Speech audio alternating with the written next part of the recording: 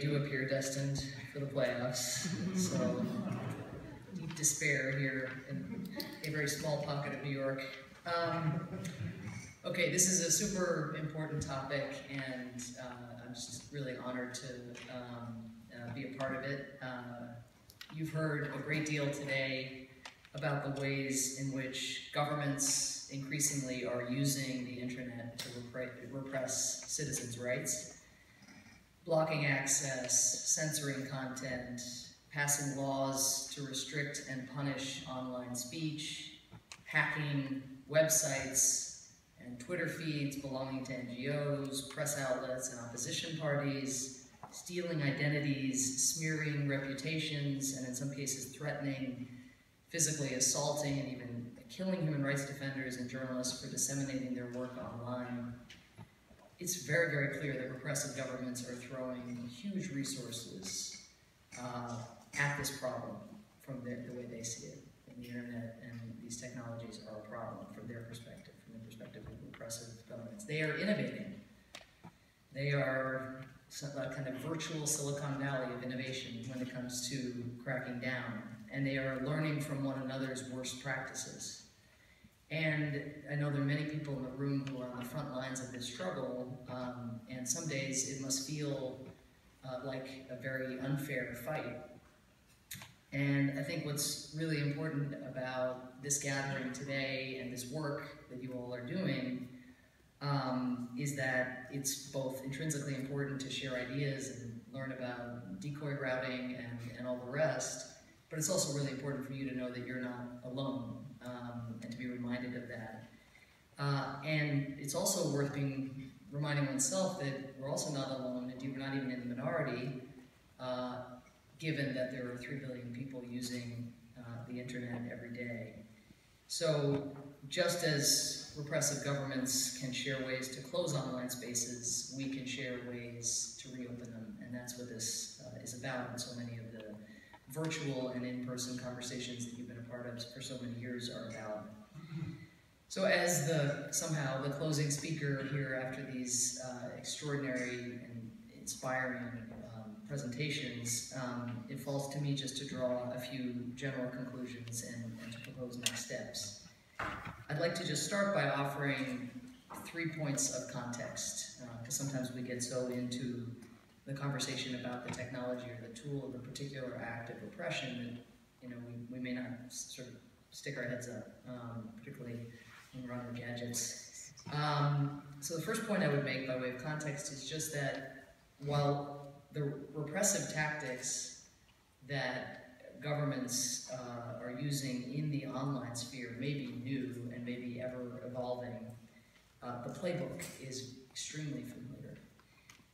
Every time in history that a new technology has emerged that has allowed people to amplify their voices, governments, many governments, maybe not all governments, but have moved swiftly to control or even destroy that technology. And I just give one example, which is probably familiar at least to some of you, but for decades, people in the Soviet Union were prevented from owning fax machines. And if a foreign correspondent working in the Soviet Union wanted to fax an article to an editor at home, he or she, of course, had to send the article through government telegraph offices where Soviet officials reviewed and censored their contents before forwarding and faxing them along. But what's really, I think, the best symbol of this is that the fax machine at Moscow's Central Telegraph Office was held behind a closed door guarded by an armed soldier. So I feel like there's something in that offers, that probably is very, very familiar to working in wholly different technologies today. Second, the human rights at stake on the internet are not new rights. They're the same rights that we value in other spheres and that we have been defending for many decades in those other spheres. So when Ethiopia detains bloggers for their reporting, it is violating their freedom of speech. When Burundi shuts down Twitter during a public protest, it is stifling freedom of assembly. And when Russia shuts down a website that is providing an online support community for LGBT youth, it is repressing freedom of association. The rights at stake are not online rights as such, they are human rights. And while the drafters of the Universal Declaration of Human Rights may not have, it's fair to say, anticipated the internet as such, they understood that governments would be very, very, very tempted to restrict technologies that provide new means of exercising rights. And that is why, really interestingly, when you look at Article 19 in the UDHR, it of course protects the right to freedom of opinion and expression, an iconic right, it's an essential right, but it explicitly states that, quote, this right includes the freedom to seek, receive, and impart information and ideas through any media and regardless of frontiers, end quote. And so, in a way, this was commendably prophetic. It wasn't cabined in the way that one might have been tempted to do, and I'm sure that some governments were eager to confine it in some fashion. I'll give you another example, a more recent one that Tom and I have worked on together the last few weeks, and Tom's tremendous team, the DRL. We have launched a campaign in the US government called Free the 20, hashtag Free the 20. And we launched it in the run-up to the Beijing Plus 20 conference, which will be held tomorrow here in New York. That conference marks 20 years since the very memorable Beijing conference of 1995, where Hillary Clinton famously said women's rights are human rights, human rights are women's rights, and where governments and civil society leaders then agreed on an ambitious set of goals to advance gender equality and women's rights. Now, in the run-up to this year's meeting, we are highlighting 20 cases of women whose freedom has been denied unjustly. We are telling the stories of women who have been imprisoned for expressing themselves or for exercising their rights. We describe who they are, where they're from, why they were unjustly locked up, what the government is saying about them. And we have pressed through our diplomacy and through quite unusual, I think, public campaign to secure their release. We now have huge support also from, in the first instance, the 20 women senators down in Washington, a totally bipartisan coalition, but now broadening that out, and a lot of enthusiasm up on Capitol Hill for that. There are among the 23 Chinese women, particularly given that China is hosting this conference. These are women that have a remarkable amount to contribute to their societies, and we've been able, again, to use the technologies and social media and so forth to lift up their fates, but we're also using old-fashioned photographs of these women and hanging them in the walls of the front of the U.S. mission so that diplomats and dignitaries who walk to the Beijing Plus 20 conference tomorrow will get a glimpse of who's missing and what's missing.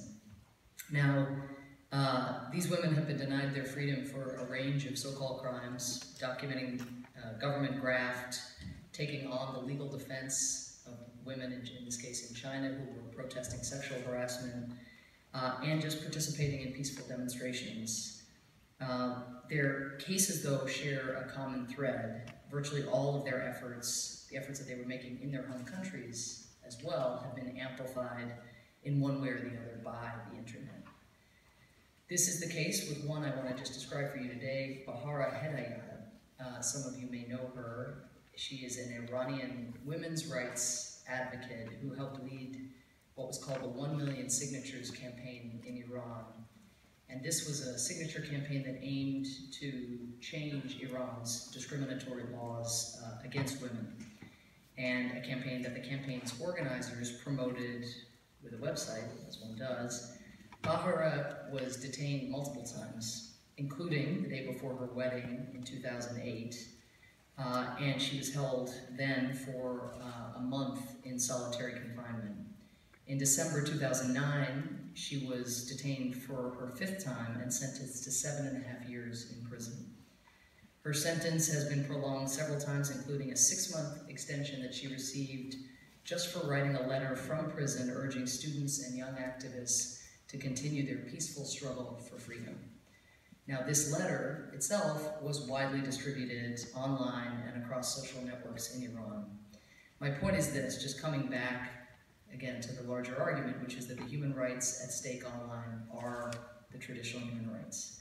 Bahara has never been a self-styled online activist as such, but the internet played a critically important role in helping her voice and advocacy efforts reach a much broader audience within Iran and, of course, well beyond Iran's borders.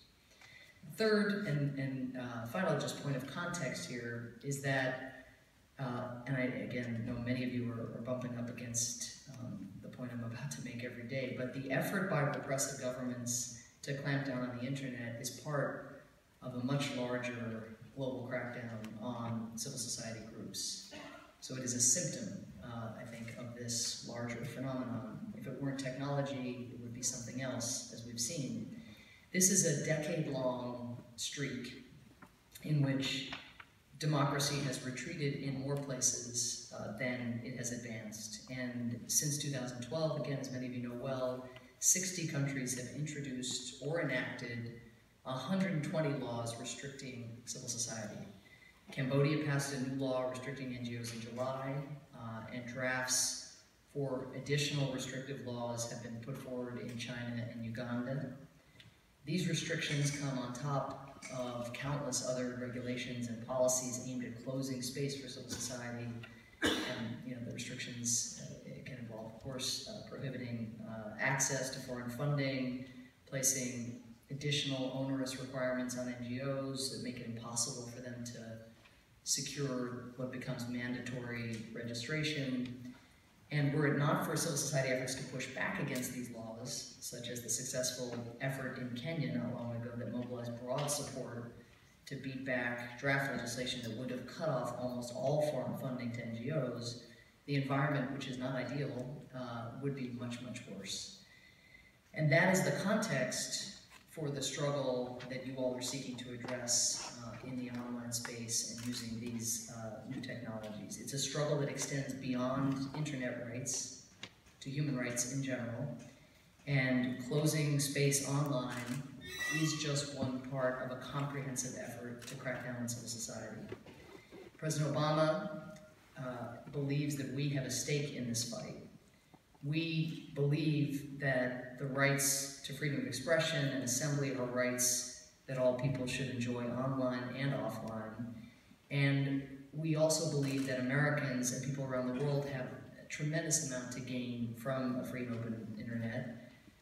All the things you know, from the broader sharing of information ideas to markets for business to more transparent and accountable government. The SDGs that we've just agreed to, the new Sustainable Development Goals, I mean, how is there going to be reliably anywhere near the implementation we need without accountable government, and how is there going to be accountable government without civil society being able to document and harness technologies and their own voices to hold governments accountable?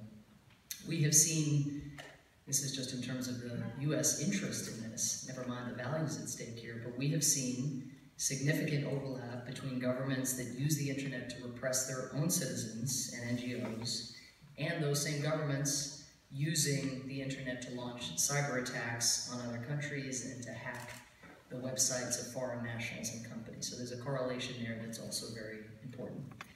So we will continue to support initiatives like the ones we heard about today, and that is the motivation behind President Obama's broader Stand with Civil Society agenda, of which this is just one part.